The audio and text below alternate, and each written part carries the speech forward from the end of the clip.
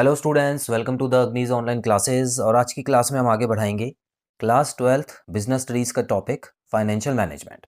सो students, आज हम very short answer type questions को आगे बढ़ाएंगे और क्वेश्चन नंबर 12 में देखते हैं क्या दिया हुआ है। Define financial management. So students देखिए, बेसिक डेफिनेशंस आपको पता होनी चाहिए। कभी कभी एग्जाम में 1 या 2 नंबर की आ जाती हैं। तो फाइनेंशियल मैनेजमेंट में आपको तीनों ही तरह की चीज़ें लिखनी है। सबसे पहले आपको यहाँ पे पता लगाना होता है कि आपकी कंपनी को कितनी नीड्स है फंड्स की, तो कितने फंड्स की ज़रूरत है वो आता है फाइनेंशियल मैनेजमेंट में। उसके बाद फंड्स आ जाने के बाद आपको उसको कहाँ पे इन्वेस्ट करना है ये डिसाइड करना होता है। और इन्वेस्टमेंट करने के बाद जब साल पूरा हो जाता है और अगर प्रॉफिट होता है तो उस प्रॉफिट को कहाँ पे डिस्ट्रीब्यूट करना है ये भी डिसाइड करना होता है। तो स्टूडेंट्स, ये 3 एक्टिविटीज़ और 3 डिसीजंस को मिला के फाइनेंशियल मैनेजमेंट बनता है। तो यही आपको लिखना है। आइए देखते हैं। Financial management is concern with management of flow of funds and involves decision relating to procurement of funds. तो यहाँ पे आप देख सकते हैं स्टूडेंट्स, फ्लो ऑफ फंड्स मतलब एक तरह से आपको फंड्स को फ्लो करना है, फंड्स को मार्केट से उठाना है और उसको आगे की तरफ बढ़ाना है। तो सबसे पहले क्या करना होता है students, decision relating to procurement of funds, मतलब किस तरीके से आप जो पैसा है मार्केट से उठाएंगे, आप डेट के जरिए उठाएंगे या इक्विटी के जरिए उठाएंगे, वो आपको यहाँ पे डिसाइड करना होता है। क्योंकि दोनों का कॉम्बिनेशन ही ज़रूरी है। सिर्फ डेट से उठा लें ये भी पॉसिबल नहीं है, सिर्फ इक्विटी से उठाना भी पॉसिबल नहीं होता स्टूडेंट्स। तो एक कॉम्बिनेशन होता है और वो भी एक पर्टिकुलर कॉम्बिनेशन नहीं होता। हर कंपनी का हर सिचुएशन के हिसाब से अलग कॉम्बिनेशन होता है। तो फाइनेंस मैनेजर को वही सब देखना होता है। तो सबसे पहला डिसीजन ये हो गया। उसके बाद इन्वेस्टमेंट ऑफ फंड्स, जब पैसा आ जाए आपके पास तो उसको कहाँ पे इन्वेस्ट करें, किस प्रोजेक्ट में इन्वेस्ट करें, in long term and short term assets. और finally distribution of earning to the owners. तो स्टूडेंट्स, फाइनल हम देखते हैं कि जो ओनर्स हैं, जो हमारे शेयर होल्डर्स हैं, जिन्होंने पैसा लगाया हुआ है, तो उनको पैसा मिलना भी चाहिए, उनको फ़ायदा भी होना चाहिए। तो ये फाइनल डिसीजन है कि कितना पैसा उनको देना चाहिए स्टूडेंट्स। तो अब हम देखते हैं अगला क्वेश्चन, जो कि क्वेश्चन नंबर 13 है। उसमें आपको क्या दिया हुआ है स्टूडेंट्स, तो यहाँ पे क्वेश्चन में आप देखेंगे cost of debt is lower than the equity share capital. तो यहाँ पर हमको पता है स्टूडेंट्स कि कॉस्ट ऑफ डेट जो है वो कम होती है इक्विटी शेयर कैपिटल के खर्चे से। मतलब दो तरीके से हम पैसा उठा सकते हैं, जैसे हमने बात की, एक तो डेट से, एक इक्विटी से। या तो आप उधार ले लो या आप शेयर्स अपने बेच दो, अपनी कंपनी का शेयर बेच दो। और दोनों ही तरीके में कुछ फ़ायदे कुछ नुकसान होते हैं। तो हमको ये भी पता है स्टूडेंट्स कि डेट थोड़ा सस्ता माना जाता है। क्यों? क्योंकि इसमें इंटरेस्ट जो होता है वो फिक्स होता है, लेकिन इंटरेस्ट का अमाउंट कम होता है। जैसे मान लेते हैं 10% हो गया, 8% हो गया।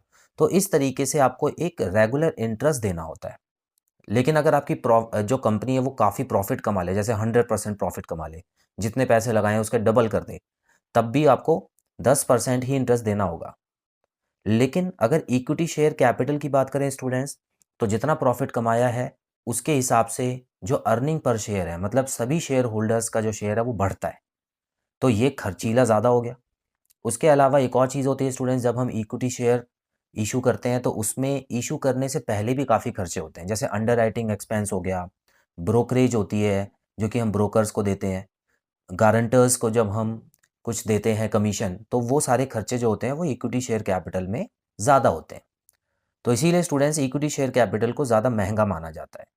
तो पहली लाइन में तो यही लिखा है कि जो कॉस्ट ऑफ डेट है वो कम होता है इक्विटी शेयर कैपिटल के। पूछा गया है, give reason why even when a company can not work only with the debt. तो हमको ये बात पता है कि इक्विटी शेयर कैपिटल तो महंगा हो गया, डेट सस्ता होता है, तो कंपनी सिर्फ डेट से ही पैसे क्यों नहीं उठाती, इक्विटी शेयर कैपिटल की तरफ क्यों देखती है फिर। तो स्टूडेंट्स देखिएगा, कोई भी कंपनी हो, कितना भी डेट सस्ता मिले उसको, तो वो सारा का सारा पैसा उधार पे नहीं लेती है। और ऐसा पॉसिबल भी नहीं है स्टूडेंट्स, क्योंकि जब कोई कंपनी काम करना शुरू करती है तो उसको कोई गारंटी नहीं होती कि वो जो काम कर रही है वो आगे जाके कितना ग्रो करेगा। ठीक है, वो कोई कंफर्मेशन नहीं होती, क्योंकि ये सारी चीज़ें अनसर्टेन होती हैं।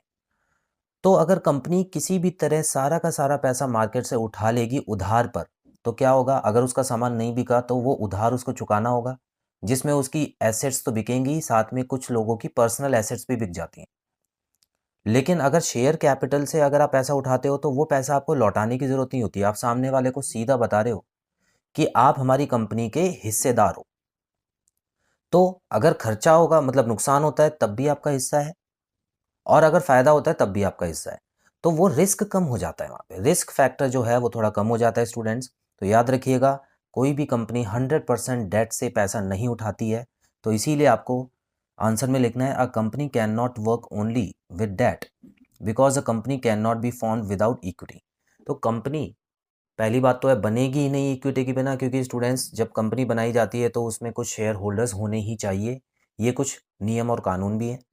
और प्लस दूसरा रीज़न तो मैंने आपको बता ही दिया है कि जब इक्विटी शेयर कैपिटल होगी तभी थोड़ा रिस्क कम होता है, वरना रिस्क ज़्यादा होता है। चलिए क्वेश्चन नंबर 14 की तरफ बढ़ते हैं स्टूडेंट्स। तो यहाँ पे आप देख सकते हैं क्वेश्चन नंबर 14 में लिखा है, it is decided that a new machine should replace with the old machine, which financial decision is it. तो स्टूडेंट सिंपल सा ही क्वेश्चन है ये तो। यहाँ पर मैनेजमेंट ने डिसाइड किया कि जो पुरानी मशीन है उसको हटा के हमको एक नई मशीन खरीदनी है, कहीं ना कहीं कैपिटल इन्वेस्टमेंट करना है। तो इसका मतलब है स्टूडेंट्स, ये किस तरीके का डिसीजन हुआ। मशीन, बिल्डिंग, प्लांट, ये सारे फिक्स्ड एसेट्स होती हैं, लंबे समय तक काम करती हैं। तो इस पे लिए गए decision students capital budgeting decision भी कहलाते हैं और इन्वेस्टमेंट डिसीजन भी कहलाते हैं। ठीक है, तो याद रखना स्टूडेंट्स, इन्वेस्टमेंट डिसीजन इसका आंसर है, लेकिन कैपिटल बजटिंग डिसीजन भी हो सकता है। अब अगर ये एमसीक्यू में आ जाता है और आपको इन्वेस्टमेंट और कैपिटल दोनों ही दिया हुआ है, ठीक है, मान लेते हैं ऑप्शन ए था इन्वेस्टमेंट, ऑप्शन बी है कैपिटल बजटिंग, और ऑप्शन सी है ए एंड बी बोथ, आता है ना ऐसा, तो आप इस पे लगाना, क्योंकि ये दोनों चीज़ें जो हैं वो सेम ही है। तो कभी कंफ्यूज मत हो जाना कि सिर्फ इन्वेस्टमेंट पे आप लगा के दिखा दो, अच्छे से देख लेना क्या कैपिटल बजटिंग भी दिया हुआ है।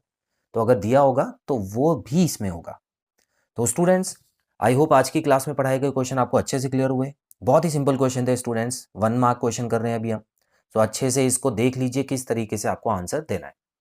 तो बहुत जल्द मिलते हैं अगली क्लास में नए क्वेश्चंस के साथ। Till then, bye bye.